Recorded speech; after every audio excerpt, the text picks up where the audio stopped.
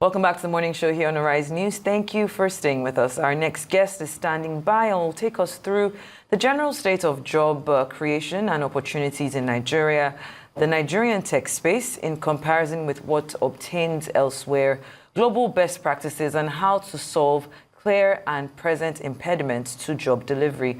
I'm talking about Osita Oparogo, the Chief Executive Officer of Doballi, an entity licensed by the famous Dubai International Financial Center, and its primary focus is to connect the amazing numbers of Nigeria and Africa's talent in the tech space to job delivery. Thank you so much for being here. Thank you for having me.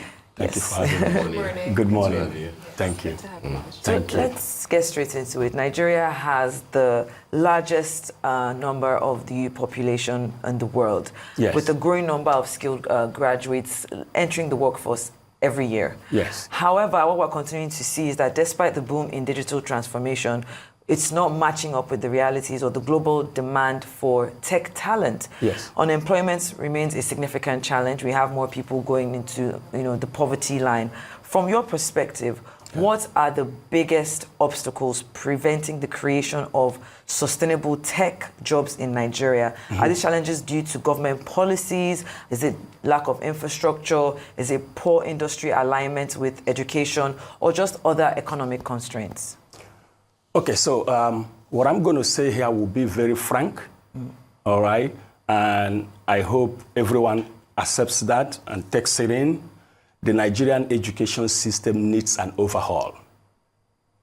Nigerians go to school to get certificate, not to get skill.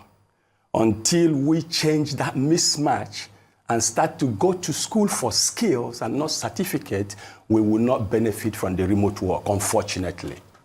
That's the sad reality. Why do you say that? Why I say... What's lacking? So what's lacking is the skill that's needed in every human being or in the youth to drive digital economy, global economy. Okay? So if you haven't got that skill, then how are you going to participate and be competitive in a world that is tech-driven? What type of skills? So digital skills, artificial intelligence, data science, data analytics, cybersecurity, and all that. You need that skill for you to be competitive, okay? So this is practical, right? We all have internet.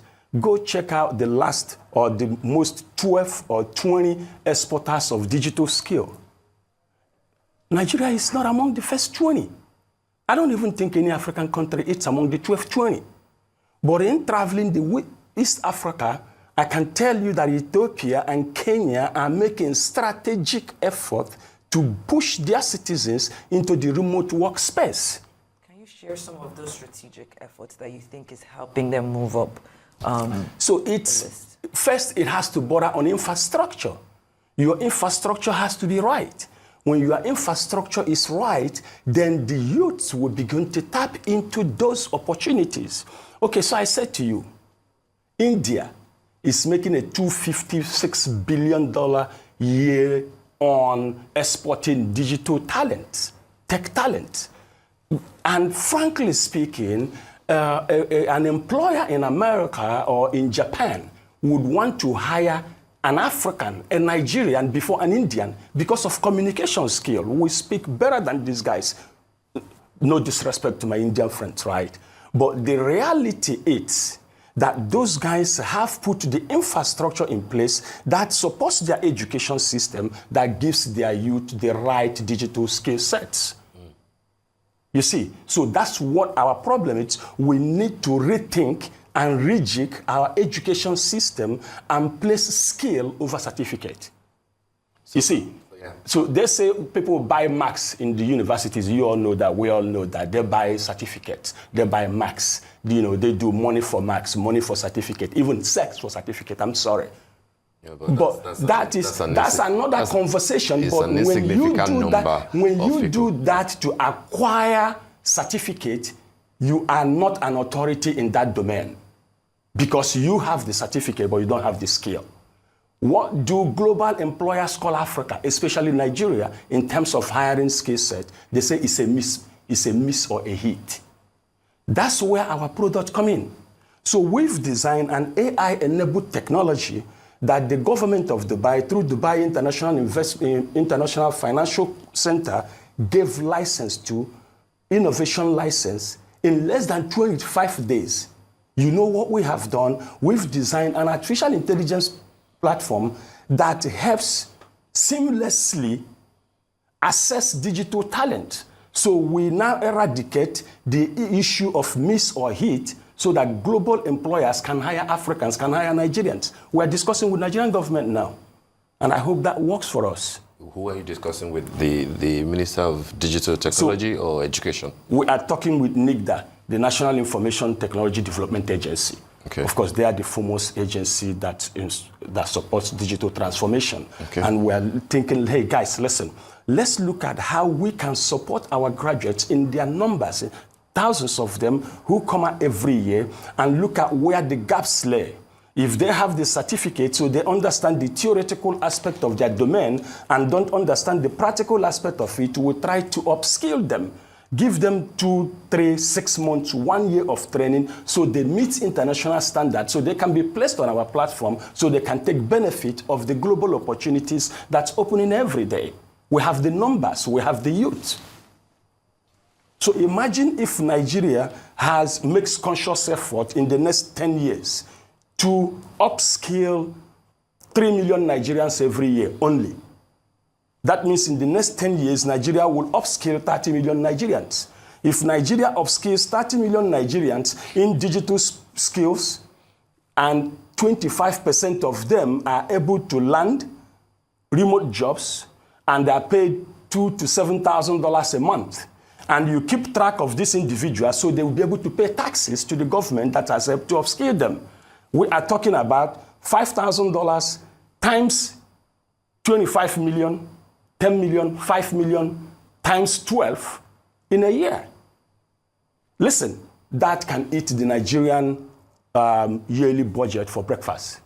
What the youth can bring in into this country, sitting in Nigeria, not migrating anywhere, but tapping into the remote workspace. Yeah, but are we sure that they will prefer the remote workspace rather than Japa once they have the skills that you are talking about? Listen, I went to school in 4 countries. Everywhere you see a Nigerian and African, you know. We dress African, we eat African, we worship African. So, Africans want to be in Africa. Nigeria, if you get 10 Nigerians. Sure about what you're saying? I'm telling you, I have a friend. She went to Canada. She's an expert. She made a first class in law from Nigerian Law School, and she's a global project manager. She went to Canada 6 months. She came back on holidays and said, I'm going no more. I want to stay in Enugu. She lives now in Enugu. She works for a Canadian company, and she's paid nearly $10,000 a month. If you give Africans 50% of what they get when they japa to live in Africa, they prefer to live here and not anywhere else. Yeah, I think I would agree with you there that people want Nigeria to work. They don't want to leave. So if you put in the structures that can make the country work, give them financial support, infrastructural support, then people are likely to stay, all other things considered. But what you're saying here primarily seems that your message is that Nigeria's education system is not preparing Nigeria's youth for a digital age, for a global age, that we are unprepared to be competitive globally because of the education system. That's it. So we have to reject it. We have to think skills over certificate. And we have to make the infrastructure work, the internet infrastructure. 3 days ago, we had an opportunity to take 4 software engineers. A particular company in the UK said they want 4 software engineers and they want only female. All right? So we got 3 software engineers in Nigeria. One of them couldn't even stand the interview because she was sitting out of a state and didn't have the right internet connectivity to be able to talk to the employers. So the infrastructure has to work for you to benefit from remote work, and the education system has to be rejigged to focus on skills over certificate.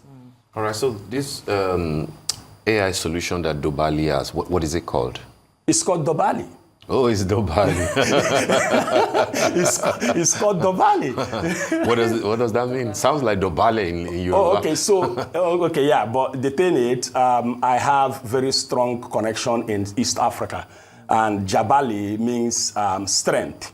And when we tried to take that name, it was already taken. So we just played, when we are working with the government of Dubai. I mean, the Dubai Chamber of Commerce has given us every support that we need to succeed globally. So we said, okay, so if they've given us this support and Jabali is taken, then why not Doballi? That sounds like Dubai. So we just came up with So it's a coinage. It's a coinage, yes. You've just mentioned, how the work that you're doing with the Dubai.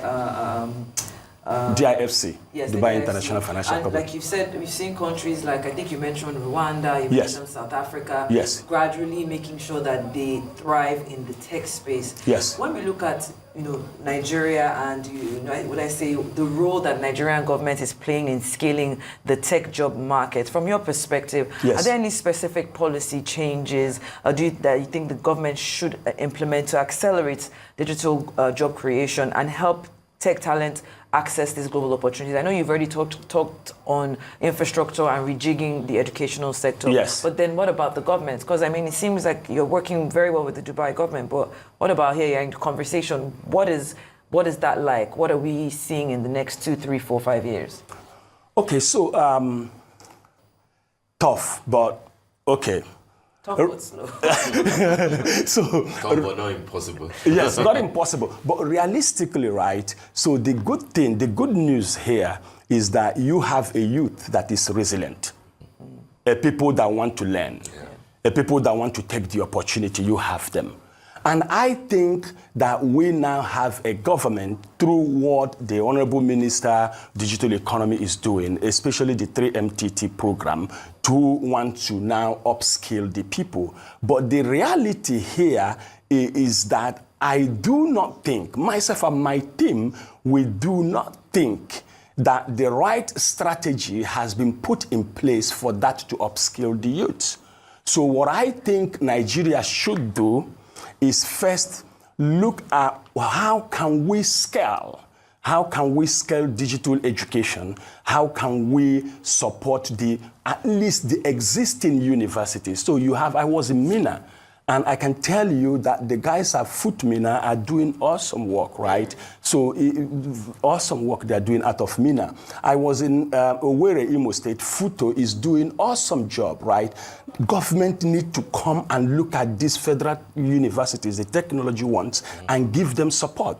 In fact, I was in Senegal, and there's a Dakar Institute of Technology that's now training Senegalese in big data, artificial intelligence and big data. The present government of Ghana has spoken to 2 people who are talking to us in Dubai, and they are saying Ghana is also in this direction. Nigeria should make conscious effort to educate our youths in digital skill sets. Fantastic. All right, Osita, we want to thank you so much for joining us on the morning show today. Thank And you. we wish Doballi, all the best. Thank the you remote very much. access, the remote work, sounds very good. Thank you. Thank you guys for having me. Thank you so very much. Thank you.